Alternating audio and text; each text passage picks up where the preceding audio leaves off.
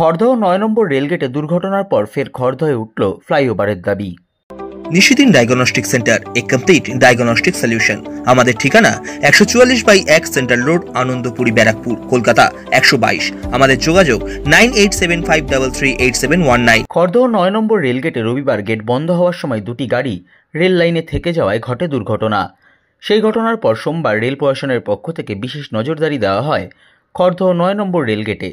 নিয়ন্ত্রণ করা হয় গাড়ির গতি। এমন পরিস্থিতিতে খড়দহ এলাকার মানুষের পক্ষ থেকে ফের ফ্লাইওভারের দাবি তোলা হয়। সংবাদ মাধ্যমের মুখোমুখি হয়ে খড়দহ এলাকার বাসিন্দারা জানান, গেট অর্ধেকটা পড়েই গেছিল। গেটম্যানের উচিত ছিল ওই মুহূর্তে গেটটাকে তুলে দিয়ে ওই গাড়িটাকে পাস করিয়ে দেওয়া। ওই মুহূর্তে ও আবার ভাবলো হয়তো গেট তুলবো, আবার ওই দিক দিয়ে হয়তো গাড়ি বেরিয়ে যাবে, হয়তো সেই কারণে তোলেনি। একটু মিসফল্ট হয়েছে, এটা গেটম্যানের মিসফল্ট হয়েছে।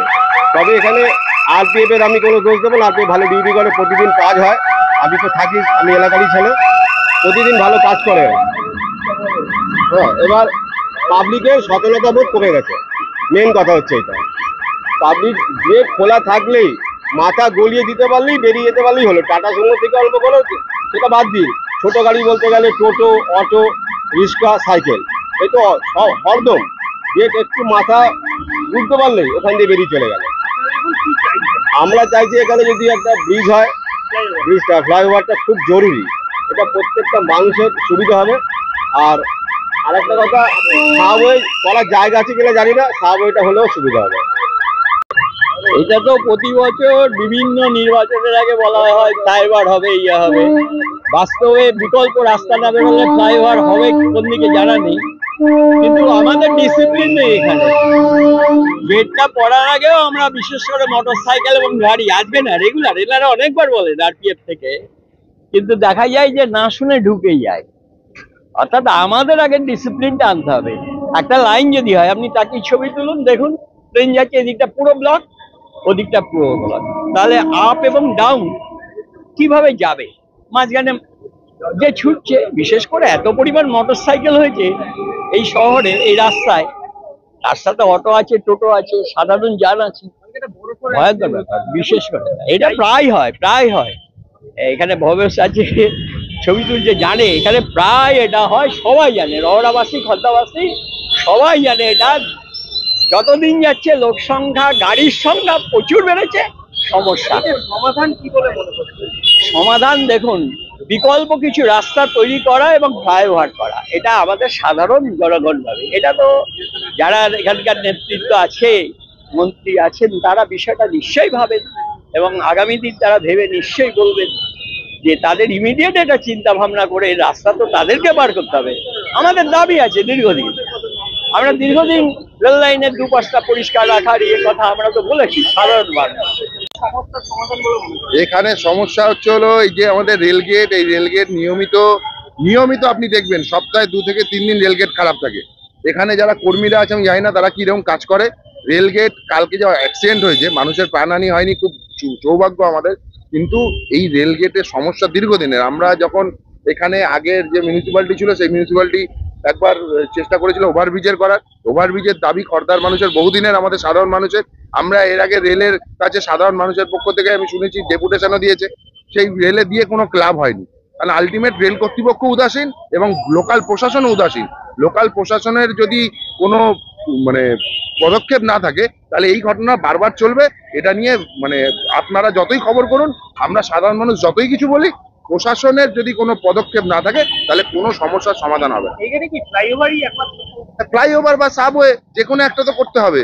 এই খড়দার রেলগেট আপনি দেখবেন, স্কুলগুলো রয়েছে খড়দা, এতগুলো এই স্কুলগুলো যখন খোলা থাকে, খড়দার রেলগেট দেখবেন, আমাদের ট্রেন ধরতে গেলে পরে মিস হবে এই ট্রেন। অরুণাচল মোড় অব্দি জ্যাম হয়। আপনারা দেখুন না, আপনারা নিজেরাই দেখবেন কি পরিস্থিতি হয়।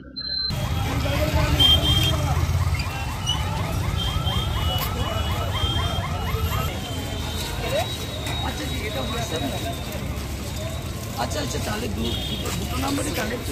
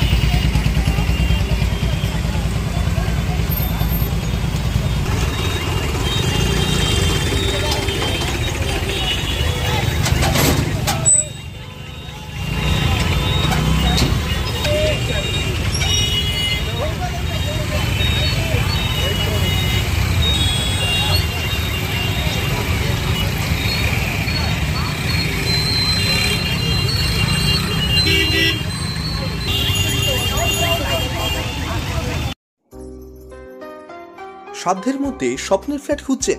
লাবণ্য গ্রুপের পক্ষ থেকে ব্যারাকপুর হরিসভা মন্দিরের নিকটে সোনাঝুরি আবাসন। থাকছে lift, top floor, set, 0% GST। এছাড়াও থাকছে ব্যাংক লোনের সুব্যবস্থা।